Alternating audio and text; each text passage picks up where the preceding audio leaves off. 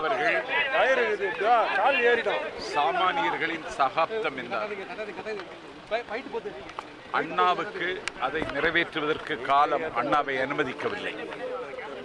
அந்த சாமானியர்களின் சகாப்தத்தை எங்கள் தலைவர் தளபதி விஜய் இன்றைக்கு நிறைவேற்றி காட்டியிருக்கிறார்.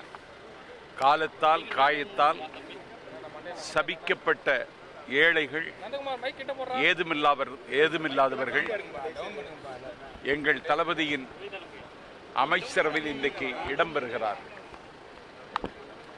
ஒரு தொண்டாற்ற வேண்டும் என்கிற தூய உள்ளம் இருந்தால் அவனுக்குரிய அங்கீகாரத்தை கொடுக்கிற அரசியல் கட்சி இந்திய துணைக்கண்டத்தில் என்னை கேட்டால் தாவேகா மட்டும்தான். பல ஐஸ்வர்யவான்களையும் கோடீஸ்வரர்களையும் அமைச்சரவையில் உட்கார வைத்து பேர அரசியல் நடத்திய அந்த கலாச்சாரத்திற்கு முற்றுப்புள்ளி வைத்து ஒரு ஆறாவது விரலாக அலட்சியப்படுத்தப்பட்டவர்களை அரியாசனத்தில் உட்கார வைத்து இன்றைக்கு ஒரு அதிசயத்தை நிகழ்த்தியிருக்கிறார் விஜய். இவர்களுடைய பெர்ஃபார்மன்ஸ் எப்படி இருக்கும் என்று சில கேள்விகள் எழுகின்றன. தொண்டாற்றுவதுதான் ஒருவனுடைய கடமை, அதுவும் அமைச்சருடைய கடமை. அதை எங்கள் தலைவருடைய கண்காணிப்பில், கட்டுப்பாட்டில் முறையாக செய்வார்கள் என்ற நம்பிக்கையோடு அறிஞர் அண்ணா அவர்கள் சாமானியர்களின் சகாப்தம் என்றார்.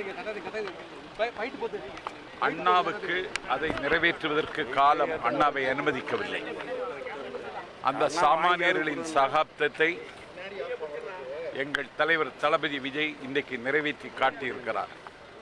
காலத்தால் காயத்தால் சபிக்கப்பட்ட ஏழைகள், ஏதுமில்லாதவர்கள் எங்கள் தளபதியின் அமைச்சரவையில் இன்றைக்கு இடம்பெறுகிறார். ஒரு தொண்டாற்ற வேண்டும் என்கிற தூய உள்ளம் இருந்தால் அவனுக்குரிய அங்கீகாரத்தை கொடுக்கிற அரசியல் கட்சி இந்திய துணைக்கண்டத்தில் என்னை கேட்டால் தாவேகா மட்டும்தான். பல ஐஸ்வர்யவான்களையும் கோடீஸ்வரர்களையும் அமைச்சரவையில் உட்கார வைத்து பேர அரசியல் நடத்திய அந்த கலாச்சாரத்திற்கு முற்றுப்புள்ளி வைத்து ஒரு ஆறாவது விரலாக அலட்சியப்படுத்தப்பட்டவர்களை அரியாசனத்தில் உட்கார வைத்து இன்றைக்கு ஒரு அதிசயத்தை நிகழ்த்தியிருக்கிறார் விஜய்.